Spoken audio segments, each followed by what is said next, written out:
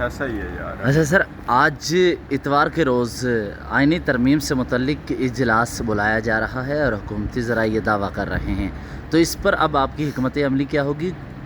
میں تو دیکھو ہم اپنی حکمت عملی تو تیار کر چکے اور انشاءاللہ تعالیٰ ایکٹ کریں گے، پر مجھے بڑی حیرت ہو رہی ہے ایک بات پہ کہ ایسی کون سی چیز ہے جس میں اتنی جلدی ہے. مجھے رات کو 2 بجے کی میسج آیا، کل کوئی ٹائم سیٹ نہیں ہوا تھا کہ آج اسپیشل کمیٹی کی میٹنگ 9 بجے ہوگی. صبح 9 بجے میسج آیا کہ 10 بجے میٹنگ ہوگی.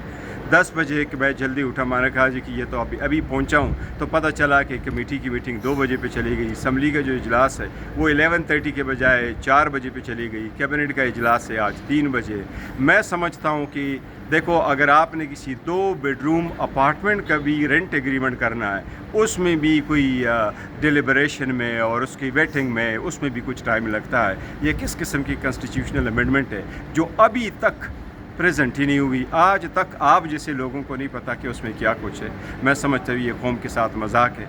کنسٹیٹیوشن پورے قوم کے جوڑ کے رکھتی ہے، وہ سارے اداروں کا کہ جوڑنے والا ایک چین ہوتا ہے. آپ نے بڑے تھارلی سب لوگوں کے آؤٹ پٹ لے کر کے اس کو آپ نے پریزنٹ کرنا ہوتا ہے، چاہے کوئی آپ کو ووٹ کرے اس پہ یا نہ کرے، لیکن آپ نے سب سے مشورہ کر کے اس کو بنانا ہے.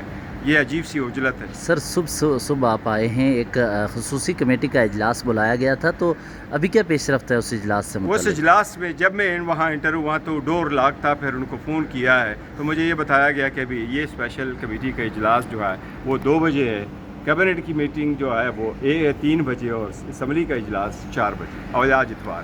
اچھا، تیسرا، رات مولانا فضل الرحمان سے ملاقات کے لیے پی ٹی آئی کا وفد گیا، اس سے قبل حکومتی وفد بھی تھا، بعد میں بھی بلاول بھٹو زرداری آئے، تو آپ کی ملاقات کیسی رہی ہے؟ کیا مثبت دیکھو، تھی؟ ہماری ملاقات بڑی اچھی اور پروڈکٹیو تھی. جو ہمارے خدشات تھے اس پہ ہم نے مولانا صاحب کے ساتھ ذکر کیا. وہ ہمارے الائنس کا حصہ نہیں ہے لیکن وہ اپوزیشن کا ضرور حصہ، اور ہماری کوشش ہے کہ وہ ہمارے ساتھ الائنس میں بھی آ جائے. مولانا صاحب بڑے مدبر سیاستدان ہیں، وہ جانتے ہیں ایسے سرکمسٹانسز کو. ہم نے ان سے جو ریکویسٹ کی ہے وہ یہی کی ہے کہ آئین ہمیشہ یونانیمس ہوا کرتا ہے. آئین بڑا ایک امپورٹنٹ ڈاکومنٹ ہے. اس کی ڈیو ڈیلیبریشن میں یہ ہسٹری ہمیں جج کرے گی. یہ ہم نے اپنے لیے نہیں کرنا، یہ ہم نے قوم اور ملک اور سب کچھ کے لیے کرنا. اگر ایسی بات ہے تو سب سے پہلی ہے کہ ہم اس کو دیکھیں تو صحیح، اس کو پہلے ایک ڈراپ پڑھے تو صحیح. سر، ایک سوال آ رہا ہے، مولانا فضل الرحمان صاحب کے ماضی کے متعلق فیصلوں کو دیکھا جائے تو وہ حکومتی عہدے بھی، اس کے علاوہ گورنر خیبر پختونخوا عہدہ سمیت متعدد عہدے بھی لیتے رہے ہیں اتحاد کے ساتھ شمولیت کا. تو حکومت انہیں، ہمارے ذرائع کہہ رہے ہیں، کچھ آفر کر رہی ہے، تو پی ٹی آئی کیا آفر کرے گی اگر کرتی ہے؟ نہیں، دیکھو، مولانا صاحب نے ہمارے ساتھ آفر کی کوئی نہیں کی ہے، اور یہ سیاست میں ہوتا رہتا ہے. سم ٹائم آپ کو آفریں بھی آ جاتی ہے، آپ کوئی عہدہ لیتے بھی رہتے ہیں، یہ سیاست کا حصہ ہے. لیکن یہ ڈیسیجن مولانا صاحب نے آپ کرنا ہے، اور مولانا صاحب میں سمجھتا ہوں کہ اس نے ایک پرنسپل سٹینڈ لیا ہے. وہ اپنے پرنسپل سٹینڈ پہ بڑے قائم ہیں کہ عدلیہ ریلیٹڈ پیکیج جو ہے وہ ایک ان یوزول قسم کا نہیں ہونا چاہیے. ججز کی ایکسٹینشن نہیں ہونا چاہیے، عمریں نہیں بڑھنی چاہیے.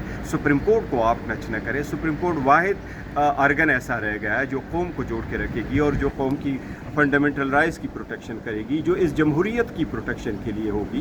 تو میں سمجھتا ہوں عدلیہ سے ریلیٹڈ، فار انسٹنس جس طریقے سے یہ کہا جا رہا ہے کہ اسلام آباد ہائی کورٹ کے ججز کو روٹیشن میں کریں گے، ان کو ٹرانسفر کریں گے، ہم سمجھتے ہیں کہ اس سے عدلیہ پہ بڑا قدغن لگ جائے گا، اس سے عدلیہ کمپرومائز ہو جائے گی.